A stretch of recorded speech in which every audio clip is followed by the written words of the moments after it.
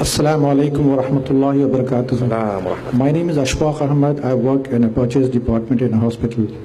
My question, I have two questions, Sheikh, but seeing the line behind, I doubt whether I'll get the second chance. Can I ask the two questions, if the organizers allow me? If you want to ask the two questions, not the organizers, each one in the row has a right to that question. I'll go with one question, inshallah.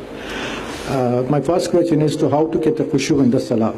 Because the moment you say Allahu Akbar, the shaitan comes into it and start reminding us of all the things which we have missed and which we are supposed to do. And the best part is, the moment we finish the Salah, we'll forget what we just did at this thing. So how do we get in Khushoo in the Salah? Habibi, mashallah, what a beautiful question. Jazakumullah khair. Really, it reminds me of the brother that asked a question about women and so on.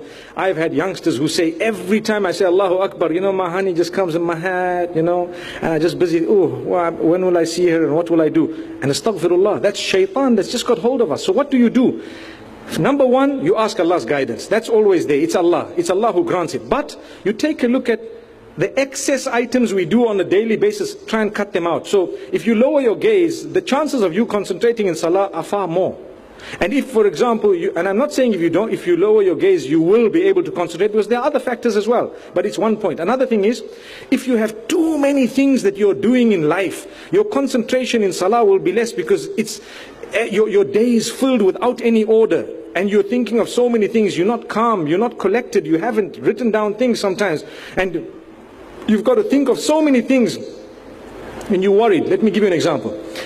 If you have 20 things to do and you've written them on a piece of paper, your mind has less in it, because you'll refer to the paper and you tick it off. But when you haven't and you're relying on your brain, and this is an honest example, 20 things are there.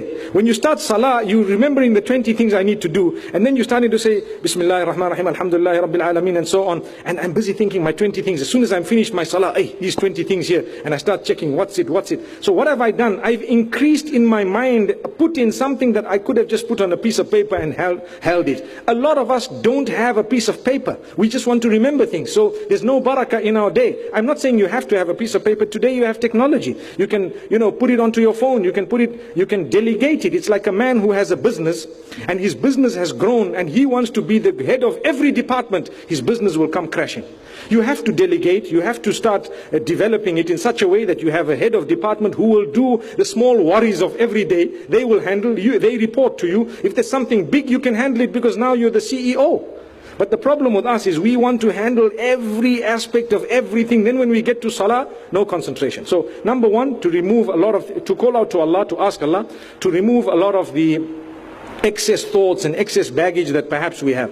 Then what we also need to know is to increase the understanding of the Quran, so that when you are reading Salah or fulfilling the Salah, whatever you are saying, you know the meaning of it. The minute that happens, the chances of you dwindling in terms of concentration minimizes. Because I know, when I say Allahu Akbar, I enjoy that. Oh, my Maker is the greatest, the worshipped one is the greatest. He is definitely the greatest. And then I'm saying, Subhanak Allahumma wa bihamdik, or any other dua, Allahumma ba'id bayni wa bayna khatayai, or wajjahtu wajhiya lilladhi fatara as-samawati wal ard. Whatever you're reading, and then your Surah Al-Fatiha, and I'm concentrating on the meaning, and I know a lot about it. So increase your knowledge of what is being recited in Salah and fulfilled. By the will of Allah, it will help you a lot. May Allah subhanahu wa ta'ala help us and guide us. I've mentioned 3 or 4 points. There are a lot of other pointers that perhaps you would get, and I'm so happy that you've asked, because it's actually revived my own commitment to concentration in Salah. It happens to all of us. You've got to catch a flight, and you Allahu Akbar, and you wonder what the time is. I recall once I was the Imam at an airport, and I led the Salah, and I have a habit that when you are an Imam at the airport, make the shortest possible Salah. The reason is people are catching a flight at the back. And so I made a very short Salah. And I was sitting after that, and there was a certain brother who spoke to me, and he said, I was in such and such an airport, and there was one Imam, and he started leading Salah, and he was reading so long that one by one the people started walking away.